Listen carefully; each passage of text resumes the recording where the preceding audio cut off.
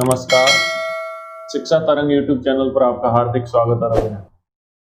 आज हम वैदिक गणित के तहत किसी उत्तर को जांचना है कि हमारा सही है या नहीं, वो किस तरह आसानी से कर सकते हैं। तो उत्तर जांचने की जो प्रचलित विधियां हैं उनमें दो हैं, एक है नवांक विधि और एक है एकादशांक विधि। इन दो का अध्ययन करें। पहले लेते हैं नवांक विधि। नवांक विधि में क्या है, अंक 9 को आधार मानकर किसी भी संख्या का बीजांक ज्ञात करते हैं। ठीक है?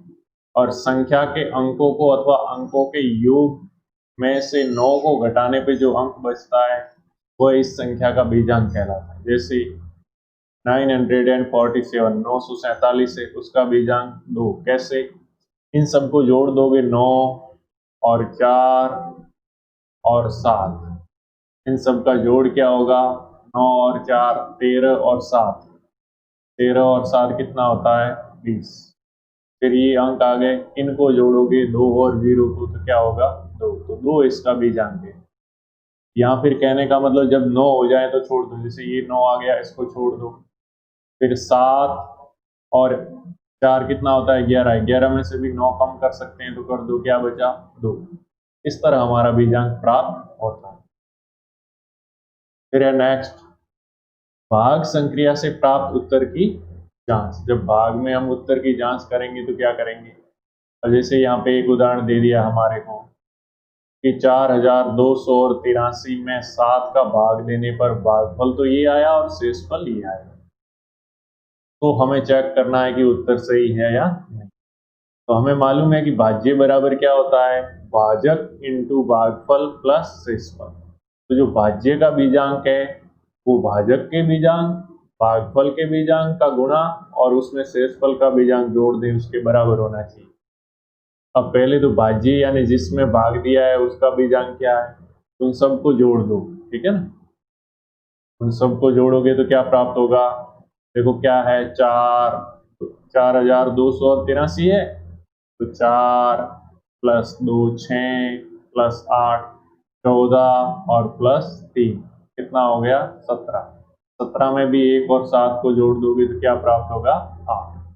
यहाँ कहने का मतलब 17 में से 9 घटा दोगे तो भी 8। तो भाज्य का बीजांक तो 8 आ गया। अब भाजक का, जिसका भाग दिया उसका, तो भाजक में तो एक ही अंक है 7, तो भाजक का बीजांक क्या होगा? 7। भाज्य का क्या आया? 8।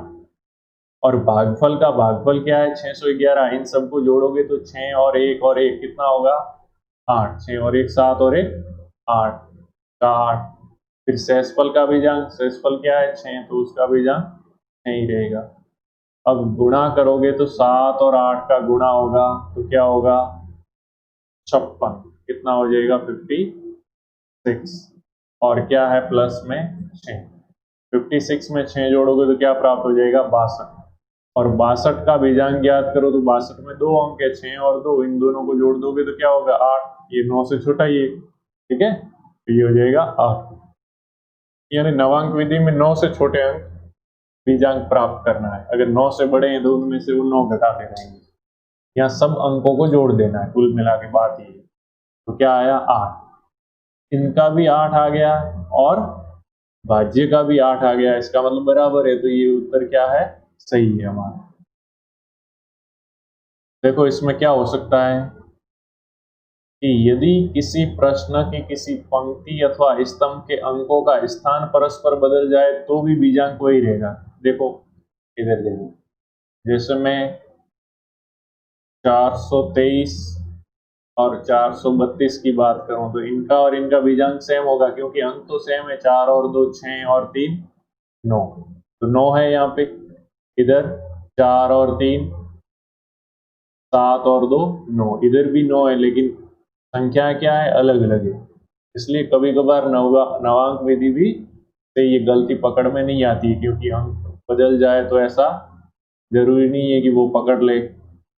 अंक नहीं बदले, अंक सेम होने चाहिए, ये मालूम कर सकता है कि अंक सेम है लेकिन अंक बदले हुए हो तो गलती पकड़ में आती। तो वैदिक गणित में एक ही प्रश्न का उत्तर ज्ञात करने की अनेक विधियां हैं, तो दूसरी एकादशांक विधि से भी उत्तर का सत्यापन हम कर सकते हैं। चलो देखते हैं एकादशांक विधि क्या है। एकादशांक विधि में क्या है, किसी संख्या के विषम स्थान के अंकों और सम स्थान के अंकों के योगों का अंतर है उस संख्या का बीजांक कहलाता है एकादशांक।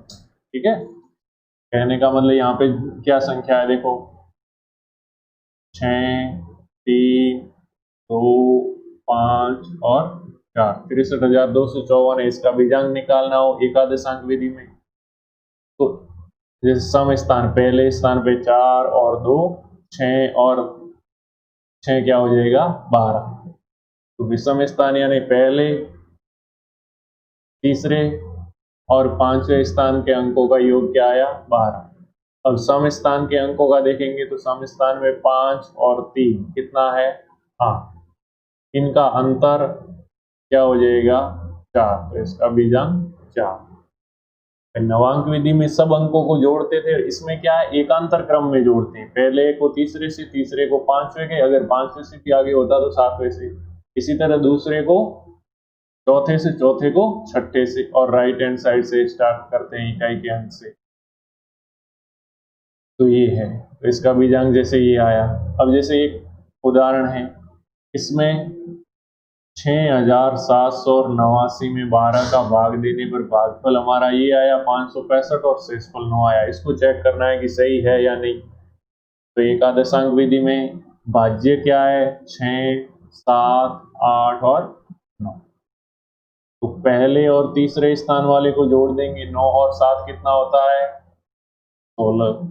दूसरे और चौथे स्थान वाले को जोड़ देंगे, 8 और 6 क्या होता है 14। 16 में से ये 14 घटा देंगे तो क्या बचेगा 2। तो इसका बीजांक क्या आया 2।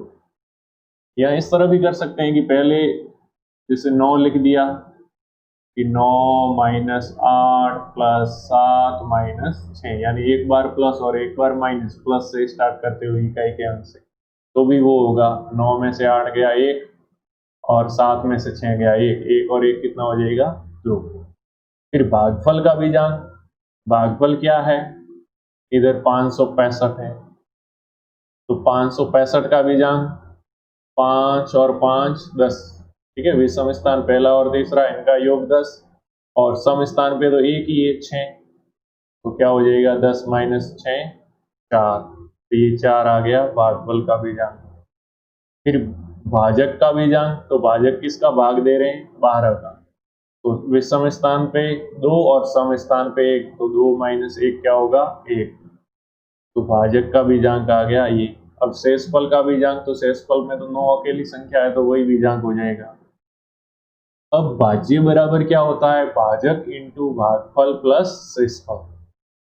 तो भाज्य तो हमारा क्या है 6,789, उसका बीजांक क्या है 2, तो 2 किसके बराबर आना है 2 कब आना चाहिए। अब भाजक 1, भागफल का बीजांक क्या है 4 प्लस शेषफल का बीजांक क्या है 9। अब यहाँ पे ये कर लोगे गुणा तो क्या हो जाएगा 1 इंटू 4 4 और 9 कितना हो जाएगा 13।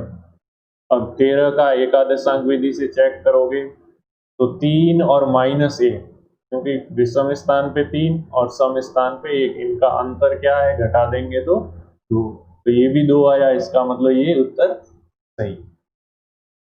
तो ये दोनों विधियां थी कौन सी, कि किस तरह से हम उत्तर चेक करेंगे एकादशांक विधि और नवांक विधि से कि हमारा भाग है वो सही है या नहीं। तो आज के लिए बस इतना ही। जय हिंद, जय भारत। वीडियो पसंद आ रहा है तो लाइक, शेयर और सब्सक्राइब करें। धन्यवाद।